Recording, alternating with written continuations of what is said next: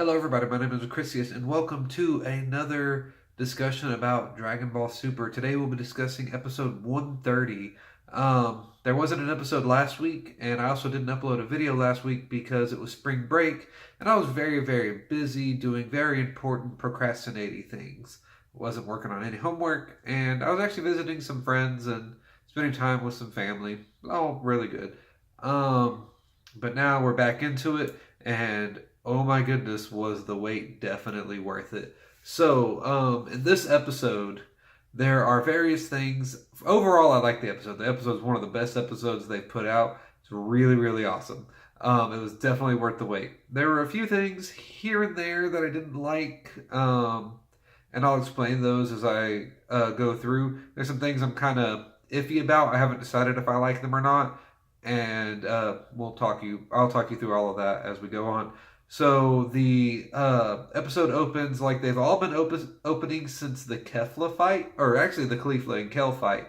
I don't remember them opening with any past explanations before then. So it opens up just describing what happened in the last episode, which means you get to see that really awesome multi-punch that Goku did on Jiren with his back turned.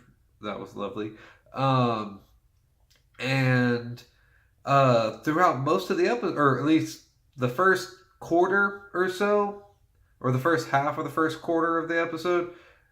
No, I'd say it's about the first quarter of the episode. You get to see just how much of a difference Mastered Ultra Instinct is. Now, they definitely harp on the point during this part of the episode that he has mastered Ultra Instinct. And I want to say, because I got this argument at work with some people who aren't even that far into the series, they're still in the Goku Black arc, and they were trying to tell me that Mastered Ultra Instinct is a different form. It's not a different form. It's just the mastery of the form he already had. And obviously when you master something, it's going to be better than just its regular form. The explanation I gave to him is, if you go to a shooting range and you start shooting, and then you become a master marksman and you go to the same shooting range and start shooting, you're not using mastered shooting. You're just shooting. You're just better at it.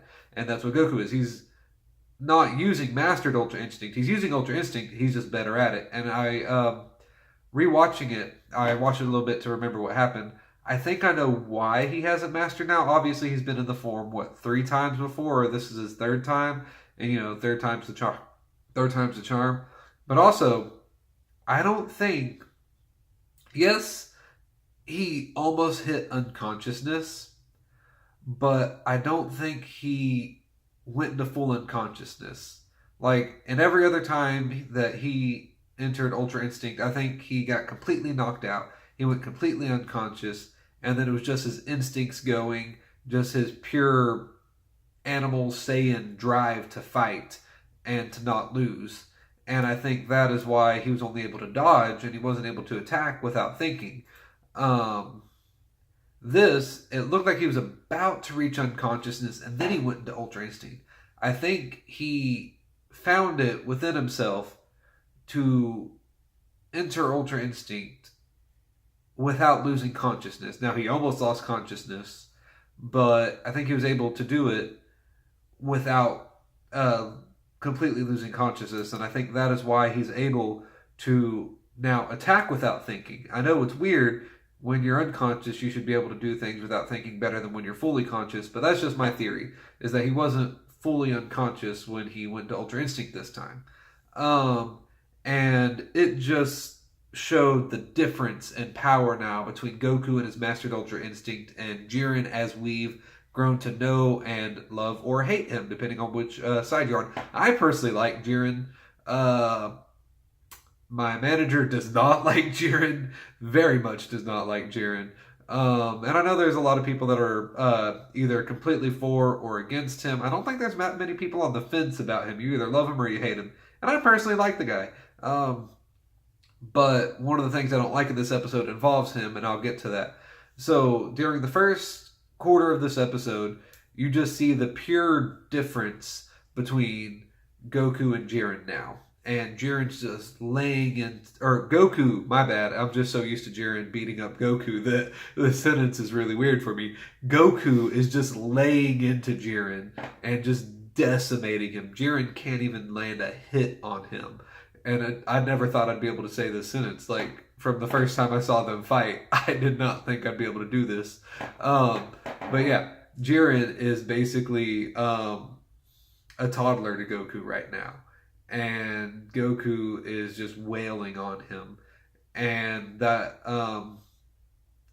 leads us to something I both enjoy and don't enjoy about this episode. One of my favorite things about this episode was another reason, before I get into that, another reason that I think that Goku is conscious and he didn't enter Ultra Instinct by going unconscious is because he's talking now. Before, he wasn't talking. The other times he entered Ultra Instinct, he was yelling. He might say a sentence or two, maybe a word or two. I don't think he ever reached a sentence. But he wouldn't talk. In this episode, all throughout it, he's sitting there, he's talking to Jiren. He actually says things. He has almost a full-on conversation with them at one point. He doesn't seem like just pure rage incarnate right now. He did when he first went in, and that's why I think he might have been semi-conscious when he went in. He was like semi-conscious, went in, and then finally reached that level. Just that level of, for lack of a better word, nirvana. That's an Indian word. Basically just oneness.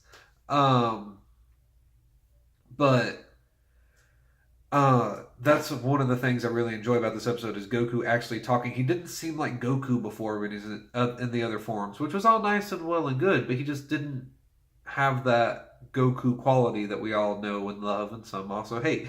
In this episode, he seems to regain that quality. Now back to the thing that happens that I both love and hate.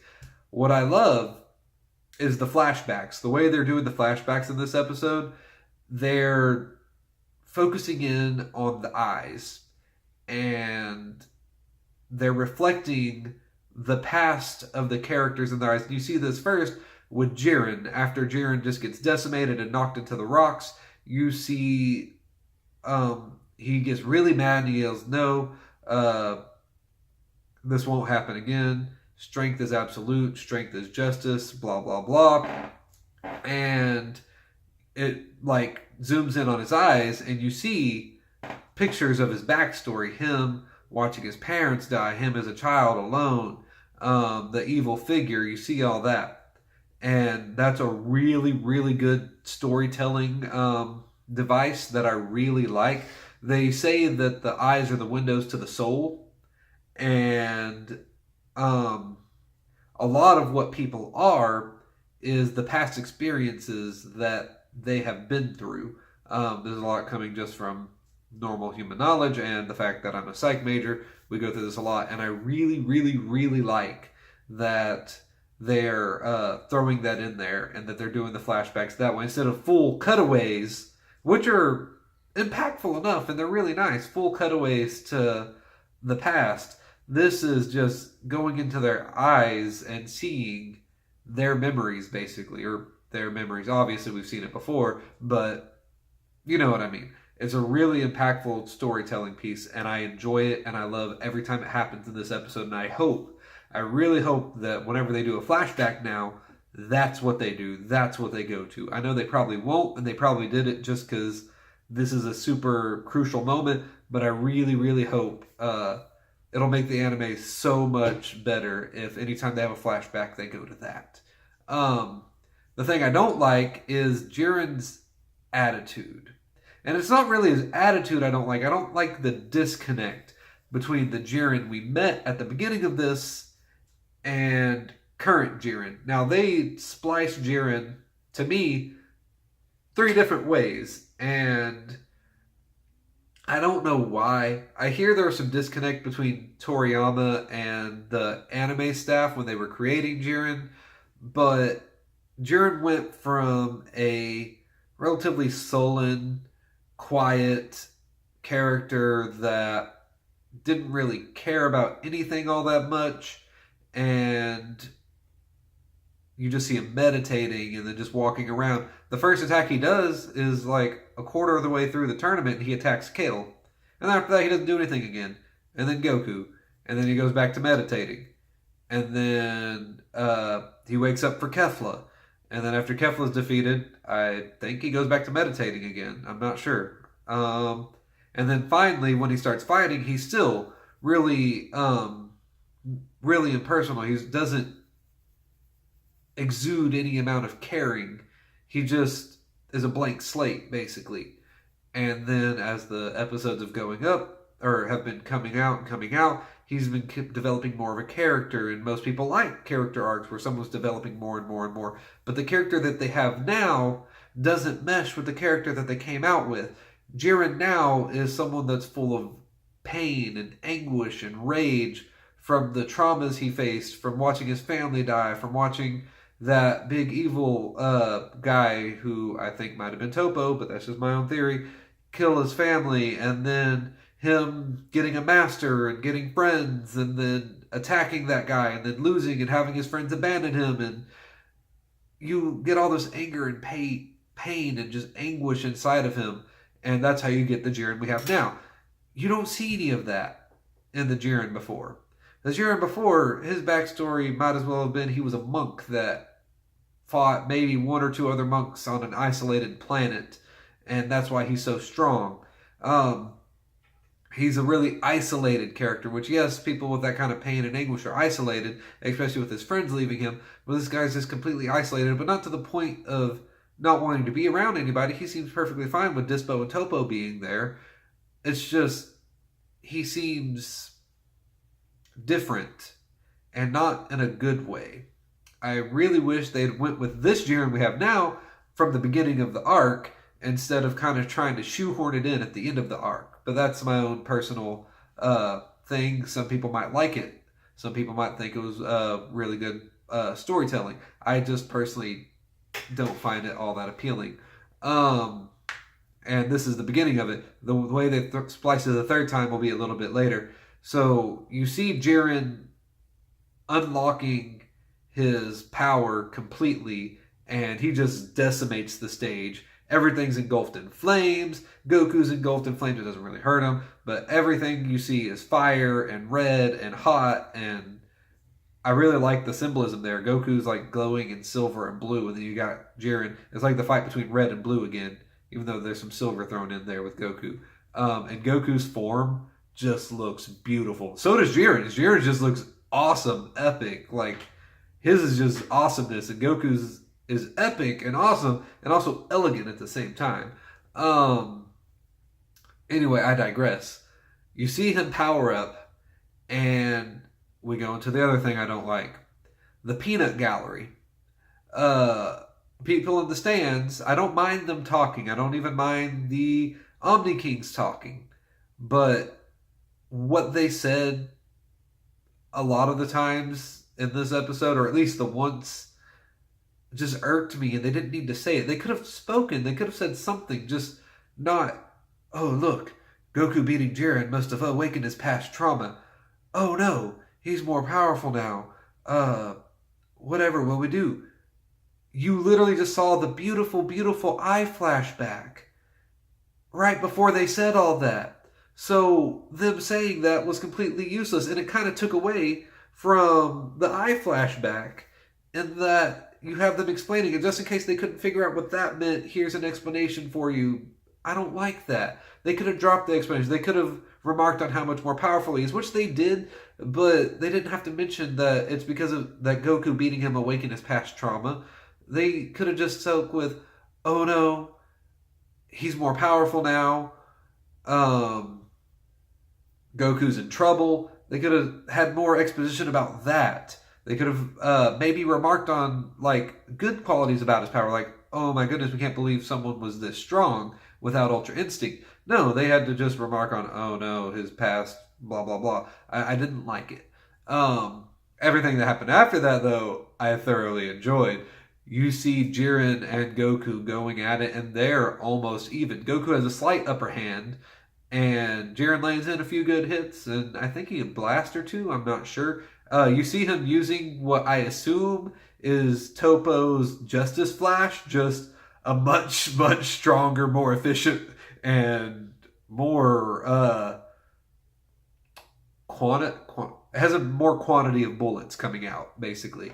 And that's really cool. I like that, throwing that in there. Just a little reminder of Topo. Even though he never says Justice Flash, it looks like Justice Flash, and I assume it's Justice Flash. And everything that happens in that fight is beautiful. The choreography is beautiful. The animation is beautiful. Where you see like Jiren's red flames being taken over by Goku's blue flames, and then they're in a field of blue flames, and then just it gave me shivers when I watched it. And then they had him do the other thing that kind of split his personality in another way, but not really, but kind of. They had him do something that it was impactful. I'll admit, it made me mad. It hit me in the feels. I don't like saying that. It made me emotional. When Jiren's like, you're relying on your friends for power. Well, look how easily I can take that away. And he just attacks the stand. So there's a few things here I don't like about that. One, I don't believe that Jiren, the one we knew before might have, but the one we have now, I don't believe he would attack what basically amounts to innocent bystanders at this point. Yes, he says justice is absolute, justice is power, but there's nothing powerful about destroying people that obviously weren't strong enough to stay in the tournament and are just sitting there, not able really to defend themselves against such an attack. That's more like what the evildoer that killed his family would do. And even though he has that pain and anguish and hate and anger inside of him, he wouldn't just lash out and try and attack Goku's friends and family. I just really don't think he would. I personally don't think that with the Jiren we have now, would do that. Maybe the Jiren, the stoic, quiet Jiren, might have done that in order to psychologically hurt Goku. This one wouldn't do that. And I don't like that he did, but I do like it as a story element. Maybe if Goku had said something or done something, mentioned Jiren's backstory, and that put Jiren in a rage and had him do that, maybe I can understand that. But this was just, he's beating me, let's attack his family because he's talking about how they're giving him power, blah, blah. No. If maybe Goku had said something callous about his family being killed or something, that maybe I can understand. And they could have worked it in that way, and I would have enjoyed it more. I do enjoy it. It was really emotional, but it kind of lost its feeling for me. Now, they did do the eye flashback right before then for Goku. You get to see old school Roshi, old school Krillin, old school Bulma, when they met Vegeta. You get to see all of that in the eye flashback, and it was just pure wonderfulness. I love that eye flashback. They need to keep it. If anyone can send at least this piece to them, just tell them to keep doing it that way. That way is awesome. And no, I don't think it's going to get old if they keep doing it that way. Anyway, another thing I didn't like about that attack is all the angels and gods of destruction are sitting there. And Goku's the one that blocks it. I don't mind that the Grand Priest and the Omni King didn't do something about it. Obviously, he's not breaking a rule by trying to kill people that are outside of the tournament. He can't kill people that are in the tournament. It doesn't say anything about outside of the tournament. Yes, people from the outside can attack inside, but I don't think that barrier happens from the inside out, because that has no bearing on the tournament itself. Because I heard some people saying, he's going to break the rules, and they didn't do anything, and they're bending the rules for him. No, they're not bending the rules for him. There was no rule that he can't attack outside. Like, you wouldn't really want to attack outside. That's kind of wasting power, but there's no rule against it. And the fact that Goku blocked it, yeah, again, emotional. He saved his family. He saved his friends. But we have, 12 angels and 12 gods of destruction there that could have easily blocked it as well, and no one did anything, and Goku had to stop it. That just... it bothers me. Whis could have stopped it. Beerus could have stopped it. Any of the gods of destruction probably could have stopped it. Maybe 2 or 3. Jiren's probably stronger than 2 or 3 of them. But all the angels definitely could have stopped it. And they didn't. Even, he was even attacking Topo and his god of destruction and his Kai. because they're all sitting on the same bench. Like, he basically, that's another reason I don't think Jiren would have done that. He was attacking people from his universe as well. It doesn't make, the way he attacked doesn't make sense to me. And the fact that no one blocked it doesn't make sense to me. I don't think they should have got rid of the scene, but they should have rewritten it slightly. Maybe showing the angels about to do something and then Goku slapping it away before they had a chance, because he's got Ultra Instinct now and also Instant Transmission. Anyway, back into the episode, you get to see more really, really good fighting. Kind of after that attack, Goku just decimates Jiren again, which I like seeing. After seeing Goku wail, or Jiren wail on everybody, I like seeing him getting his comeuppance. And then finally, Goku blasts Jiren down. Jiren is in a crater in the ground. He tells Goku to finish it. He's won. There's nothing Jiren can do now. And then Goku lands, and we all know what happens next. Now, I'm not sure what Goku was about to do, because I honestly thought he was about to give Jiren power, which would have really infuriated me a little bit. Like, we're running towards the end of it here. We don't know how much time is left. They haven't been giving us a timer. And Goku doesn't have the time to give someone power just so he can fight him again. That's a no-no, Goku. And that's what I thought was going to happen. And then he gets hit by that purple-black energy. And I know that that's the energy of Ultra Instinct, like the backfire from it, from entering that mode, from basically immortal, ascending to the realm of the gods. That is the blowback, the physical pain that he went through. And it took him straight out of Ultra Instinct, and it was basically torturing him a little bit. It looked like he was getting electric shocks throughout him with that energy everywhere. And I know that because what we said, that's what it was, but I originally thought that was Frieza. So much so that before we said something, I was just yelling at Frieza like, Frieza, what the heck? Y'all were already about to win. Goku was about to win this. You could have been revived. Everyone could have been happy. And then you attack, like, what the? And I thought it was Frieza, and I really did. And I was getting legitimately mad. And then we said that, and I'm like, okay, cool. Not mad at Frieza. And then the little Belmod talking to Jiren, telling him, hey, take this moment, attack Goku, knock him off, we can win this. I was split here. Part of me thought Jiren would do it, and part of me thought Jiren would jump off. The part of me that thought Jiren would jump off is the part of me that likes the new Jiren, the way that he is now. And the way he is now, he's honorable. He might not seem it because he just attacked the friends and family, which again, I don't like the way that they did that. They could have kept it in there, but they could have restored it slightly. But he's still really honorable, and he really showed it when he was laying there, and he said, there's nothing more I can do, just toss me off now. He has honor in him, and part of that would get him to jump off the edge of the match and throw it, because Goku rightfully won it, and we all know he did. The part of me that thinks he should have done what he did, and the reason I'm okay with him about attacking Goku like he did, is because his whole universe is riding on his shoulders. He doesn't have time for honor. He doesn't have time for anything like that. Every being in his universe, no matter how few or plentiful that is, their lives are on him. And he can't throw that away just because of his honor. If Goku did the same thing, like, that's another reason I was getting mad at Goku. If I thought he was giving Jiren energy, he shouldn't be able to do that, because he has everyone, like, they're all their hopes, dreams, everything riding on them. And that's why a lot of people think that Goku wasn't about to give him energy. He might not have been. We don't know because of that blowback. But I'm not mad at Jiren for trying to knock Goku off. A lot of people are. A lot of people think he should have thrown the match. He should have conceded. He should have jumped off. I don't think he should have. His entire universe was riding on him. His honor means nothing to that. And he was completely justified in attacking Goku. And then he even told Goku, you might be erased and you might be in oblivion, but you'll be in my memories forever.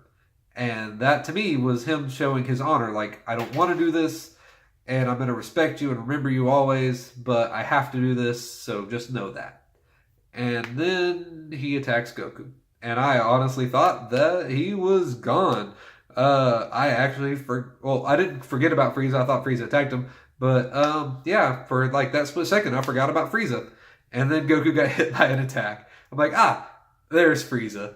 And he got knocked onto a rock. And I'm like, okay, yeah, that's something Frieza would do. Another, oops, I slipped. And I was like, okay, Frieza, cool, you're here. Maybe you can take out Jiren because he's really weak right now. And then, another thing that, this is the one I'm iffy on. They revealed that 17 is back. Now, I'm iffy on this because I really, really like 17. I mentioned that, I think, in the video that he died in. I really like how 17 is. I like what he's become from what he used to be. And 17 is one of my favorite characters now.